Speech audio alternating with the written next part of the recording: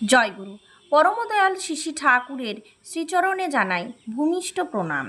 আপনাদের প্রতি প্রত্যেককে জানাই রানন্দিত জয়গুরু। আজ ইষ্ট প্রসঙ্গে আলোচনা করব একটি বিশেষ কথা, যেমন হচ্ছে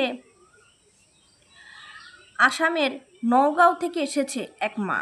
আচার্যদেবের কাছে বিভিন্ন নিবেদন চলছে। আপনারা প্রত্যেকেই জানেন যে ঠাকুরের কাছে বিভিন্ন জাতের মানুষ, বিভিন্ন ভাষার মানুষ, বিভিন্ন গোষ্ঠীর মানুষ আসেন।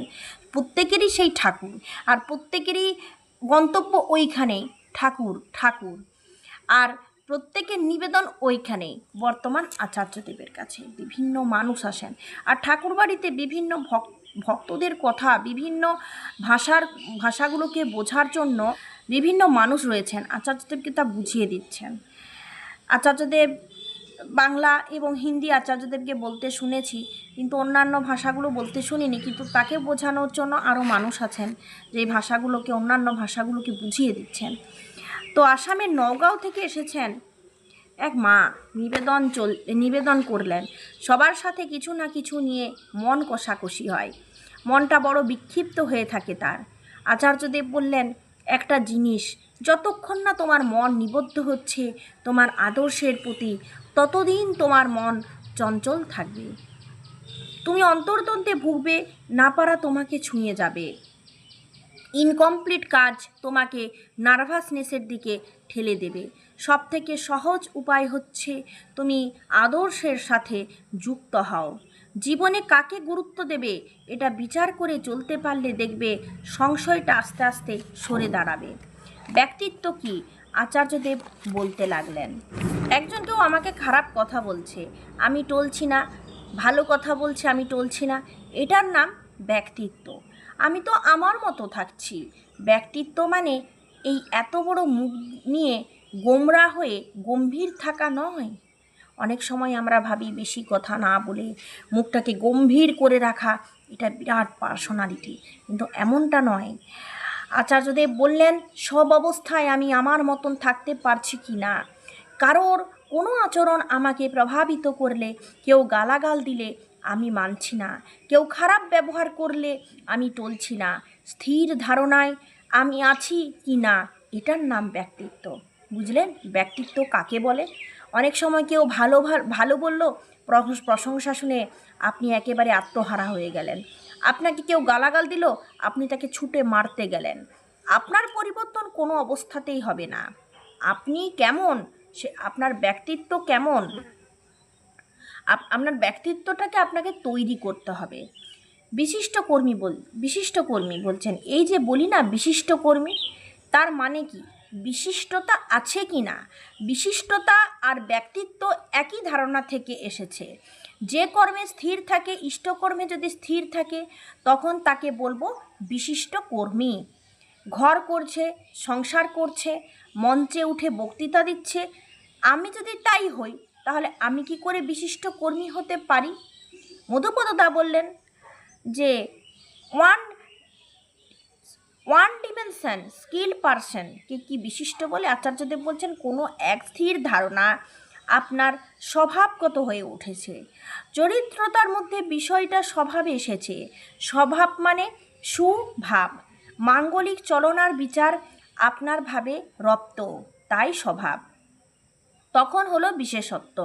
বিশেষত্ব থাকলে তার মধ্যে ব্যক্তিত্ব আসবে, তাকে আলাদা করে চেনা যাবে। এই সবার মধ্যে আলাদা, সে ব্যক্তিত্ব স্থির থাকবে। বিশেষত্ব না থাকলে ব্যক্তিত্ব হবে কি করে?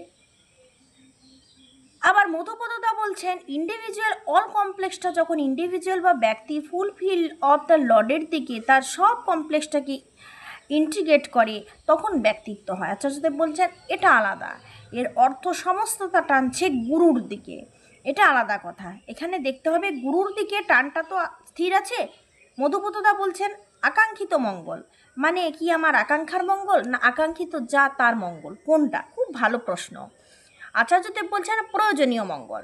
মধুপদদা বলছেন সত্তার যে আকাঙ্ক্ষা সেটা কিভাবে দেখব? আচার্যদেব বলছেন সত্তার আকাঙ্ক্ষা মানে সত্তার পরিপুষ্টির জন্য অস্তিত্বের যেটা প্রয়োজন, তাই সত্তার আকাঙ্ক্ষা। আজ সকালে ঠাকুর বাংলায় যাচ্ছি, একজন আমাকে জিজ্ঞাসা করলো কৃতজ্ঞতা শব্দের অর্থ ব্যাপ্তিটা ঠিক কীরকম।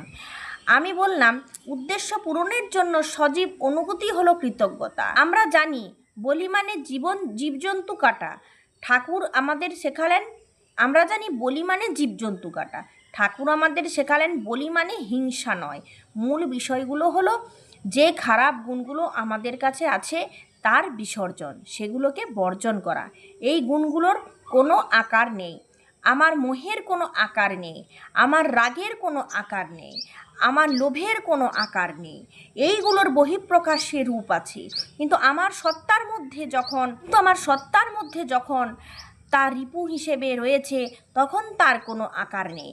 এইবার তাকে যদি কোনো আকার দিয়ে দেবতার পায়ে অর্পণ করি তখন তাই হলো বলি। সেটা ফল হতে পারে, ফুল হতে পারে, যা কিছু হতে পারে। তখন এটাকেই দেবতার পায়ে খণ্ডন করে সত্তার থেকে বাদ দেওয়ার প্রতীকী অর্থে বলির আচার এলো। এরপর এটা প্রসাদ রূপ নিল, সেখান থেকে খাওয়ার গল্প এলো। এবার ফলমূল করা হলো, তারপর সেটা পশুতে গিয়ে পৌঁছালো। আমার রাগের সাথে পশুটার সম্পর্ক আছে কি না জানি না, কিন্তু লোভের সাথে সম্পর্ক রয়েই গেল। সকলেই হাসলো কথাটা শুনে। বলির ব্যাপারটা শুনলেন তো? আমার রাগটা পাশবিক, রাগ সেই সমস্ত পশু, কিন্তু পশুর মাংসটা আমার লোভ। মানুষ যার মাংস খায় তারই বলি দেয়। কোথাও তো দেখি না হাতি বলি দিচ্ছে, গন্ডার বলি দিচ্ছে। রাজুদা বললেন আমার জানা একটা গল্প মনে পড়ছে। এক বাড়িতে দুর্গাপূজা হয়েছে, সকলে জিজ্ঞেস করছে আপনার বাড়িতে বলি হলো না কেন? তখন বাড়ির লোক বলছে, যিনি আমার বাড়ির কর্তা তার দাঁত ভালো না, প্রসাদটা খেতে পারবেন না, তাই বলি বন্ধ আছে। কথা প্রসঙ্গে সকলে হেসে উঠলেন। দুর্গাপূজা হচ্ছে একজনের বাড়িতে, তো হঠাৎ করে একজন জিজ্ঞাসা করছেন আপনার বাড়িতে বলি বন্ধ কেন? বলছে আমার বাড়ির কর্তার দাঁত ব্যথা, সে খেতে পারবে না। আমারও হাসি পাচ্ছে শুনে আর কি। আচার্যদেব বলেন, এই তো রামকৃষ্ণদেবেরও কথা আছে। তিনি রসিকতা করে একবার গল্প বলছেন। এক জমিদার গিন্নি বলছেন, আজ নারায়ণের ভোগে পাতলা ঝোল দাও, কারণ কর্তার পেট খারাপ। মানে সকলের হাস্য, বাবুর পেট খারাপ তাই ভোগে হবে ঝোল। যেদিন পেট ভালো থাকবে সেদিন ঝালে ঝোলে ভোগ হবে। তার মানে ওটা দেবতার জন্য হচ্ছে না, ওটা হচ্ছে মানুষের জন্য, কর্তার রসনা তৃপ্তির উপায় মাত্র। আচার্যদেব বলেন, গতকাল মহানবমীর পুজো ছিল। কল্যাণপুর দুর্গা মন্দির থেকে লোক এসেছে পূজা উপলক্ষে।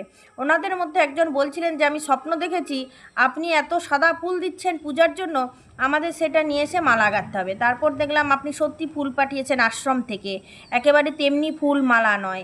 তখন ফুলগুলো হাতে নিয়ে আমরা আশ্চর্য হয়ে গেছি সবাই। আচার্যদেব বলছেন, ফুলটা তো প্রকৃতির দেওয়া, আমি যখন সেটা তুলে মালা গাঁথবো তখন সেটা আমার ইচ্ছার অধীন হয়ে গেল। যে সৃষ্টিটা আমি প্রকৃতি থেকে দেবতার ইচ্ছায় পেয়েছি, যেরকমভাবে পেয়েছি সেরকমভাবেই তার পায়ে অর্পণ করব। তোমার ইচ্ছা এটা মালা হবে না, পদদলিত হবে, এটা তোমার ইচ্ছা।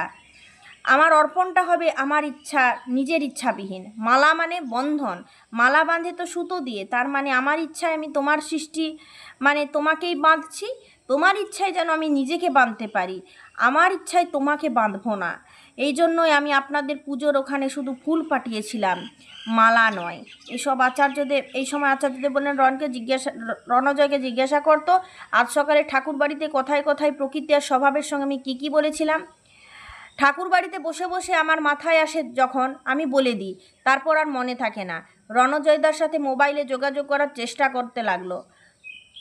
আচার্যদেব বলছেন, যা মঙ্গলময় তাই হলো প্রকৃতি, আর মঙ্গলজনক হয়ে ওঠাই হলো স্বভাব। এর মানে এক্ষেত্রে সু হয়ে উঠল।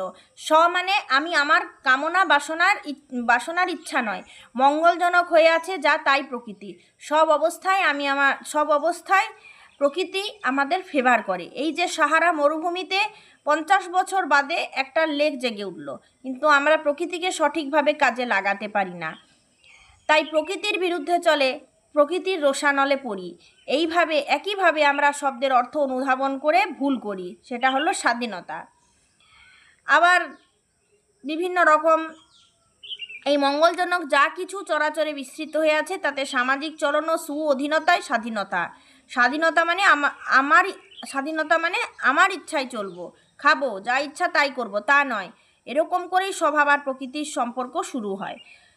বিভিন্ন রকমের পর নিবেদন শুরু হলো। নিবেদন সম্পর্কে আর যাব না, বেশ কিছু কথা আমরা জানতে পারলাম আচার্যদেবের কাছ থেকে এই বলি সম্পর্কে বিভিন্ন কথা। এছাড়াও যে খাবার হাস্যকর কিছু কথা, যেটা মানে আচার্যদেব বললেন যে এই বলির ভেতরের যে স্পষ্ট আলোচনা, সেটা আমরা বুঝতে পারলাম। ওই যে দুর্গা পূজায় দাঁত ভালো নেই, তারপর দুর্গা পূজায় বলি হচ্ছে না, দাঁত ভালো নেই, রামকৃষ্ণদেবের ভোগে হবে পাতলা ঝোল কারণ কর্তার পেট খারাপ। তাহলে দেখুন বলিটা কী জন্যে হয়। আমরা অনেক সময় বলিটা আমরা কী জন্য করি, আমরা বলিটা খাবার জন্য করি। আমরা যেটা খাই না সেটা দেখবেন বলি হয় না, হাতি গন্ডার হয় না, যেটা আমরা খাই সেটাই হয়।